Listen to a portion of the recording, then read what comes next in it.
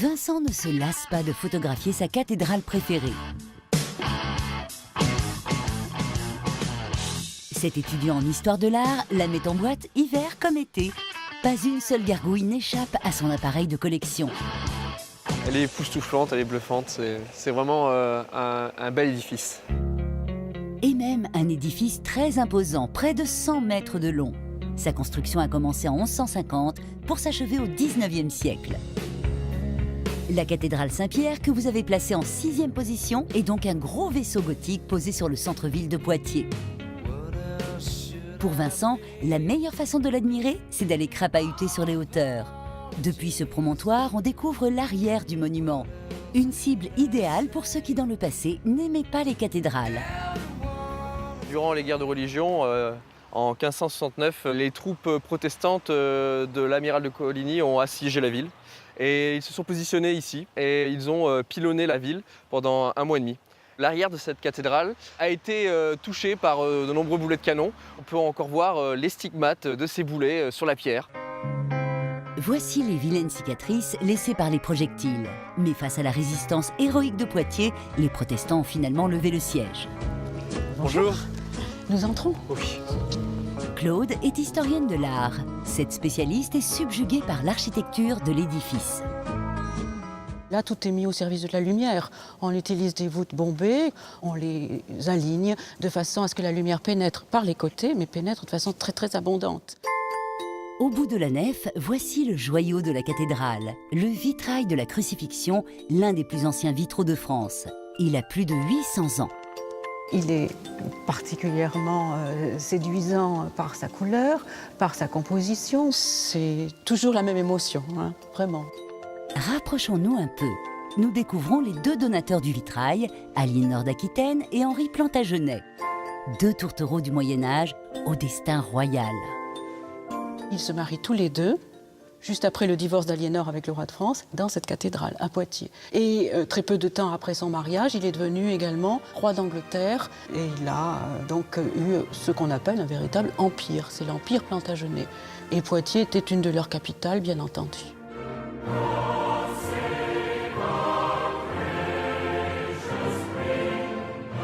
C'est également au Moyen-Âge que se développent les pèlerinages vers Saint-Jacques-de-Compostelle. À l'époque, certains pèlerins en provenance de Paris faisaient étape à Poitiers. En signe de reconnaissance, ils portaient des badges très coquets. Ils arboraient une coquille Saint-Jacques. Et certains faux pèlerins arboraient cette coquille tout simplement pour avoir le gîte et le couvert gratuitement. Et ce mot coquille est à l'origine de coquin. L'autre joyau de la cathédrale, c'est son orgue. Un instrument miraculé, car au XVIIIe siècle, les révolutionnaires ont voulu le détruire parce que trop religieux à leurs yeux. Mais les organistes de l'époque ont trouvé la parade pour empêcher sa destruction. L'orgue a été sauvé pendant la Révolution par ces organistes qui ont bien souvent utilisé ces jeux d'anches pour interpréter des airs révolutionnaires, comme par exemple la Marseillaise.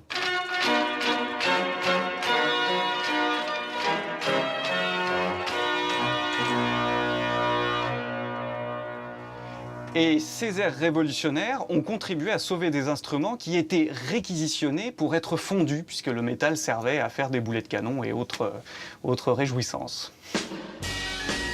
Et du métal, il y en a beaucoup dans cet orgue. 3000 tuyaux de plomb et d'étain font résonner les plus belles pièces du répertoire classique. Il faut énormément de tuyaux pour avoir énormément de sonorités différentes. Mais un orgue, c'est aussi une forêt de bois cachée derrière le clavier. Alors ici, ce sont vraiment les entrailles de l'instrument, c'est ce qu'on appelle la mécanique. C'est tout ce qui permet à l'orgue de fonctionner, mais que personne ne voit jamais. Et tout ça, ça fait plus de 200 ans que ça marche. Ça marche encore, et pas seulement pour jouer la Marseillaise. Cette musique divine vous donne peut-être envie de vous élever un petit peu. C'est ce que va faire Vincent grâce à Paul. Ce paroissien est en quelque sorte le passe-partout de la cathédrale.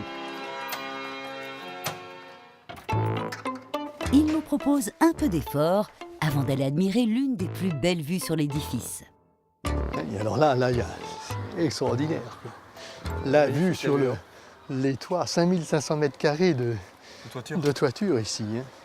C'est pas rien. Du haut de cette tour, on peut aussi admirer tous les édifices de la ville aux 100 clochers. Une vue réservée à ceux qui connaissent le maître des clés.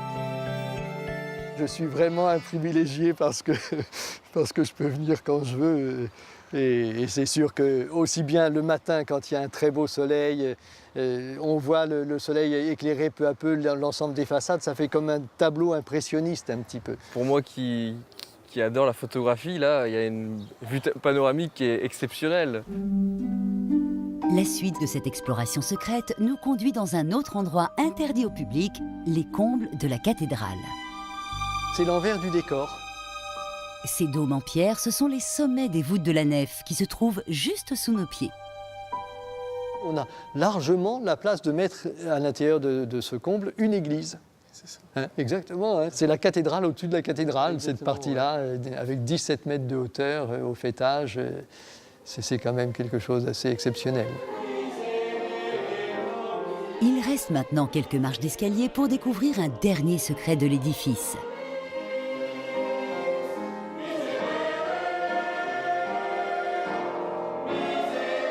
La maîtrise de la cathédrale en pleine répétition, un chœur d'une trentaine de chanteurs. Il se produit en public lors de cérémonies religieuses et de concerts qui envoûtent la cathédrale de Poitiers.